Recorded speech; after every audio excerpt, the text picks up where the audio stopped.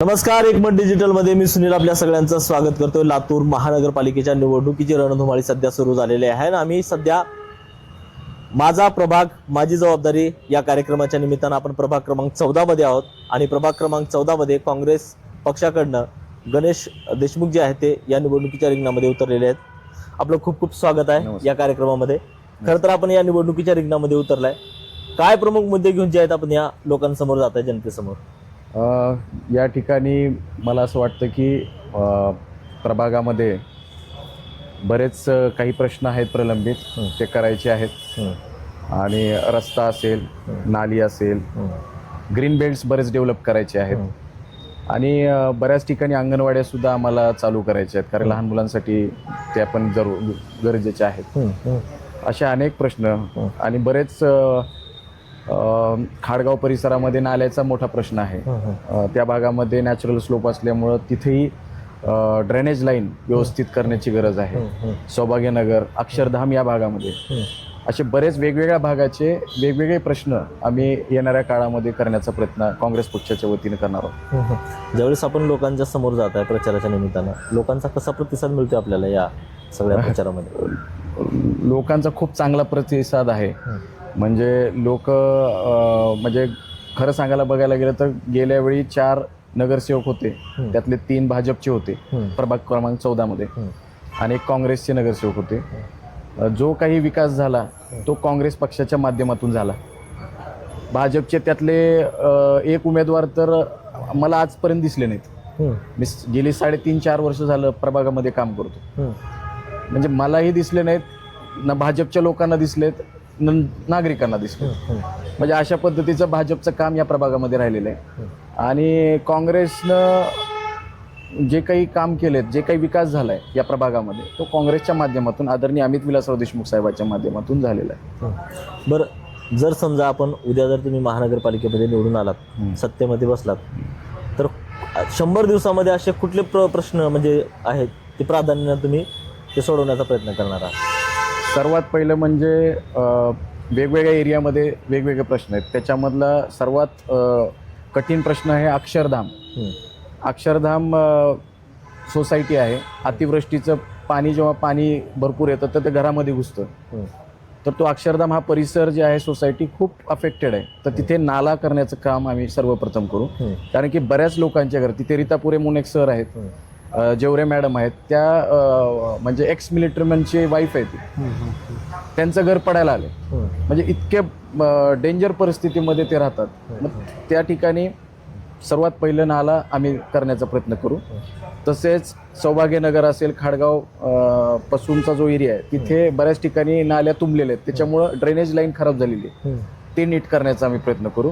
खाजानगरमध्ये अंगणवाडी लागणार आहे त्या लोकांना, तर अंगणवाडी त्या परिसरामध्ये ऑलरेडी आपण प्रोसेस केलेली आहे, ते सुद्धा येणाऱ्या काळामध्ये होणार आहे। दादोजी कोंडदेनगर या भागामध्ये एक बस, सिटी बस होती, ती बंद झाली होती काही कारणामुळे, ते पण चालू करण्याचा प्रयत्न आपण करणार आहोत। आणि असे अनेक प्रश्न आहेत, बऱ्याच ठिकाणी रस्ते नाही आहेत, ते रस्ते करण्याचा प्रयत्न करणार आहेत। आणि ड्रेनेज लाईन जे आता नवीन काम चालू आहे अंडरग्राऊंड ड्रेनेजचं, त्याच्यामुळे रस्ते खराब झालेत, ते तातडीनं ते ड्रेनेज लाईन कंप्लीट करून रस्ते चांगले करण्याचं काम आम्ही करणार आहोत। आणि जे जे आम्हाला शक्य आहे, आम्ही 4ही उमेदवार काँग्रेस पक्षाच्या वतीनं विकासाचं काम करणार आहोत। प्रभाग 14 मधल्या उमेदवार जे नागरिक आहेत त्यांनी गणेश देशमुखांना का निवडून द्यायचं? कारण निवडणुकीच्या काळापुरते जे उमेदवार जे आहेत लोकांच्या संपर्कात राहतात, इतर वेळी संपर्कात राहत नाहीत। गणेश देशमुख हे आज राजकारणात आले नाहीत, किंवा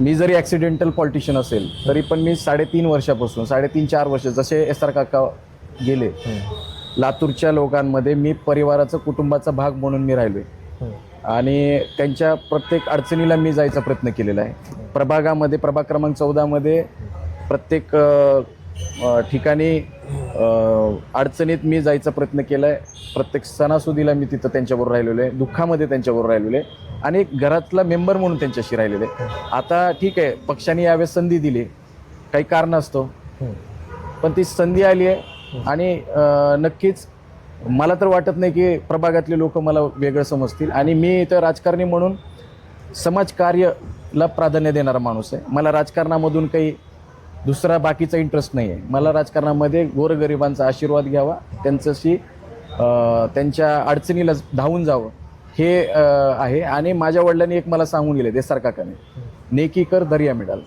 आणि एस.आर. काकाचा स्वभाव तसाच होता की लोकांची कामं कर, आशीर्वाद मिळव. बरोबर. आणि मी पण त्यांच्याच पावलावर पाऊल ठेवून जनतेच्या सेवेसाठी सदैव तत्पर राहणार आहे. बरोबर. आणि आज इलेक्शन आलेत म्हणून नाही, इलेक्शन येतील जातील, परंतु मी सदैव त्यांच्या सेवेत राहील. बरोबर. जर तुम्ही उद्या सत्तेमध्ये बसलात, तुमच्या प्रभागातले युवक असतील, महिला असतील, यांच्या रोजगारासाठी किंवा महिलांच्या सुरक्षिततेसाठी कशा पद्धतीच्या उपाययोजना ज्या आहेत महानगरपालिकेकडून राबवण्याचा प्रयत्न करणार आहात पुढे? आता खरं बघायला गेलं तर विलासराव देशमुख फाउंडेशन, अमित भैया आणि आदित्यताईंच्या माध्यमातून, विलासराव देशमुख फाउंडेशनच्या माध्यमातून आम्ही वेगवेगळ्या ठिकाणी ब्युटी पार्लरचे कोर्सेस चालू केलेत महिलांसाठी मोफत. आणि शिवणकाम जे आहे त्याचं पण मोफत ट्रेनिंग आपण वेगवेगळ्या भागामध्ये जिथे जिथं गरज आहे, खनी परिसरामध्ये आहे, खाजानगरमध्ये आहे, संभाजीनगरमध्ये आहे, आणि जिथे जिथे महिलांना काम मिळू शकतं त्या करू शकतात घरी बसून, त्यांच्यासाठी आम्ही ट्रेनिंग ठेवलेली आहे. मुलांसाठी ज्या मुली आहेत संरक्षणासाठी, त्यांच्या कसं आपण म्हणतो की मुली अडचणीत आल्यानंतर म्हणजे बरेच बाहेरचे जे काही लोक असतात त्यांच्यापासून संरक्षण कसं होईल, तर ती स्वतः संरक्षण, तिने जर स्वतः तयार झाली तर ती स्वतःचं रक्षण करू शकते. असे आम्ही वेगवेगळे कराटेचे पण क्लासेसचे मोफत विलासराव देशमुख फाउंडेशनच्या माध्यमातून करत आहोत. आणि स्पोकन इंग्लिशचे क्लासेस सुद्धा आपण करतो. म्हणजे असे वेगवेगळे कार्यक्रम विलासराव देशमुख फाउंडेशनच्या माध्यमातून आज तागायत चालूच आहे. ते सुद्धा त्याच्या माध्यमातून अजून मोठ्या प्रमाणावर काय करता येतं ते करण्याचा प्रयत्न करतोय. मागं आदित्यताईंनी विलासराव देशमुख फाउंडेशनच्या माध्यमातून दिवाळीच्याच वेळी एक मोठा हे ठेवलं होतं, एक मेळावा घेतला होता महिलांसाठी, ज्याच्या मेळावा म्हणजे तिथे शॉप्स होते.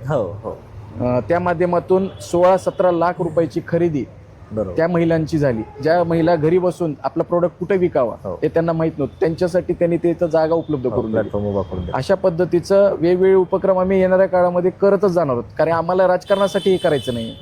देशमुख कुटुंबियांना, ह्या काँग्रेसला, लोकांमध्ये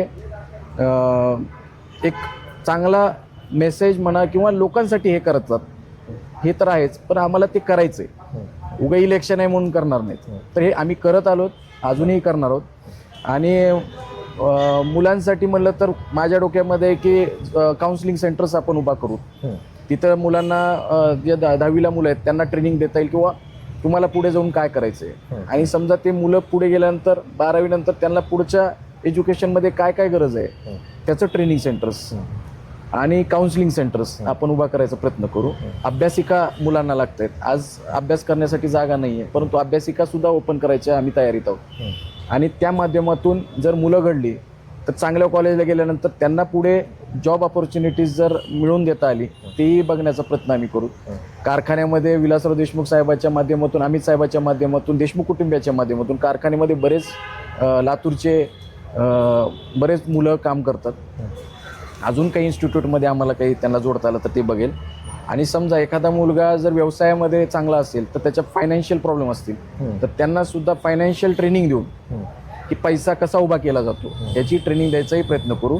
अशा प्रकारे आपण समाजातल्या सर्व घटकांना सक्षम करायचा प्रयत्न येणाऱ्या काळामध्ये आम्ही करणार आहोत. बरं, आपण जर पाहिलं तर लातूर हे शैक्षणिक हब आहे. कारण लातूरमध्ये देशातल्या अनेक कानाकोपऱ्यामधून विद्यार्थी जे आहेत शिक्षणासाठी येतात. मात्र मागच्या अनेक काळापासून जर आपण पाहिलं, वर्षापासून या ठिकाणची वाढती गुन्हेगारी आहे, ड्रग्स आहे, हे जे प्रकरण आहे ते सातत्यानं समोर येत आहेत. यावर आळा घालण्यासाठी तुम्ही कसा प्रयत्न करणार आहात पुढच्या काळात? खरं म्हणजे हे दुःखद आहे. म्हणजे मला असं वाटतं की अवसार रोड या भागामध्ये, जुना अवसार रोड हा सर्वात जास्त अफेक्टेड एरिया आहे. चांगल्या घरचे मुलंसुद्धा चुकीच्या मार्गाला जात आहेत, दुर्दैव आहे. परंतु काय झालं आहे, गेले 4 वर्ष महानगरपालिकेमध्ये सत्ता नाही आहे, प्रशासक आहे गव्हर्नमेंट, आणि गव्हर्नमेंट प्रशासक आहे तर हे भाजपचं सरकार आहे. आळा कोणाचाच नाही आहे. आणि पोलीस यंत्रणा तुम्हाला माहिती आहे कशा पद्धतीनं काय म्हणतात त्याला, आता त्या गोष्टी मी बोलत नाही, काम करत आहे. खूप अडचणी होत आहेत आज.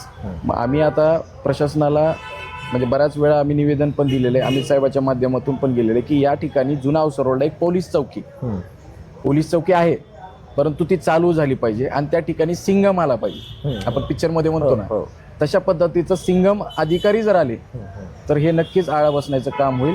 आणि त्याचबरोबर जे व्यसनमुक्ती सेंटर सुद्धा आपल्याला जर काही करता आले ते सुद्धा करण्याचा आम्ही प्रयत्न करू. आणि हे खरंच गरज आहे. सर्वात मोठा प्रश्न जर काही असेल अवसर रोडला तर मुलांची सुरक्षितता, परिसरातली सुरक्षिततेचा आहे आणि पोलिसांना खरंच याच्यावरती लक्ष द्यायची गरज आहे. आणि मला असं वाटतं की जर सत्ता आली तर आम्ही तो प्रश्न उचलून धरू आणि चांगले अधिकारी या ठिकाणी पोलीस पेट्रोलिंग करतील याची काळजी आम्ही घेऊ. बरोबर. आता जर आपण पाहिलं या राजकारणामध्ये सध्याची पातळी जी आहे ती घसरलेली आहे. भारतीय जनता पार्टीमध्ये जे निष्ठावंत होते त्यांनी एक बंड केलं आणि ते आता एक स्वतंत्र ते अपक्ष म्हणून उमेदवारी अर्ज म्हणजे निवडणुकीच्या रिंगणामध्ये आहे. बरोबर. तर आता याच्या सगळ्यामध्ये नेमकं आपल्याला म्हणजे काँग्रेसला फायदा होईल की काय होईल आणि या सगळ्या फुटीकडे तुम्ही कसं बघता? कारण प्रभाग 14 मध्ये जर पाहिलं तर आयात उमेदवार जे आहेत ते या ठिकाणी लादलेले गेले, त्यामुळे ते लोक निष्ठावंत जे आहेत नाराज आहेत, नागरिक सुद्धा नाराज आहेत. तुम्ही कसं बघता याच्याकडे? खरं म्हणजे हे दुःखद आहे की निष्ठेला आजही किंमत असली पाहिजे, परंतु काही गोष्टी आहेत भाजप कशामुळे हे करते किंवा मला माहीत नाही, परंतु आमच्यातले काही जे लोक आहेत ते तिथं गेलेत आणि त्यांचा हक्क मारण्यात आलेला आहे. आणि म्हणूनच मी म्हणलं सुरुवातीलाच की ही जी लढाई आहे ही निष्ठावंत वर्सेस संधी साधू अशीच आहे. आणि नक्कीच येणाऱ्या 15 तारखेच्या मतदार जे आहेत आपले ते यांना सर्वांना त्यांची जागा दाखवून देतील आणि निष्ठेला यावेळेस किंमत राहणार आहे. मी सांगतो येत्या निवडणुकीच्या या मध्ये प्रभाग क्रमांक 14च्या जी नागरिक आहेत त्यांना तुम्ही काय संदेश देणार आहेत? यावेळी प्रभाग क्रमांक 14चे नागरिकांना मी एवढंच सांगेल की यावेळी पक्षाने नवीन उमेदवार दिलेले आहेत. नवीन आहेत परंतु म्हणजे विश्वास जुना आहे परंतु चेहरा नवीन आहे, हेच फक्त आहे. याच्यामध्ये आमचे जे गटाची जी उमेदवार आहे रेणुका शिंदे, ही सामाजिक कार्यामध्ये खूप अग्रेसर आहे. तिने महिलांच्या सशक्तीकरणाचे खूप काही उपक्रम राबवलेले आहेत. ती स्वतः ग्रॅज्युएट आहे, पोस्ट ग्रॅज्युएट आहे. तिने टीचर म्हणून सुद्धा काम केलेलं आहे, प्रोफेसर म्हणून सुद्धा काम केलेलं आहे.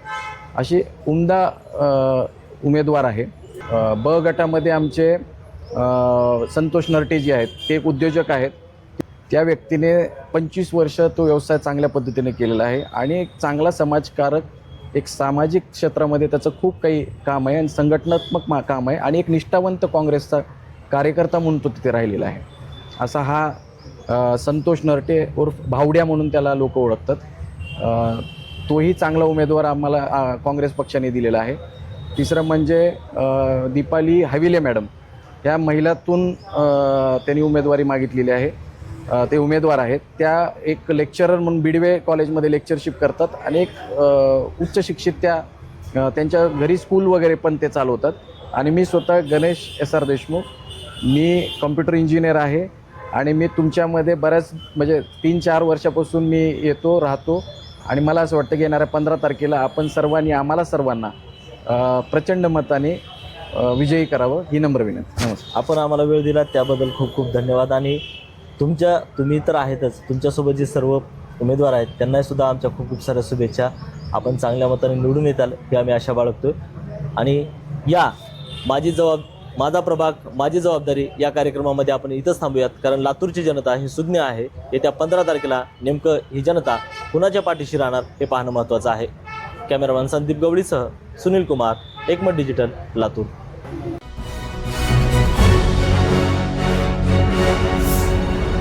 Thanks for watching Ekmat Digital.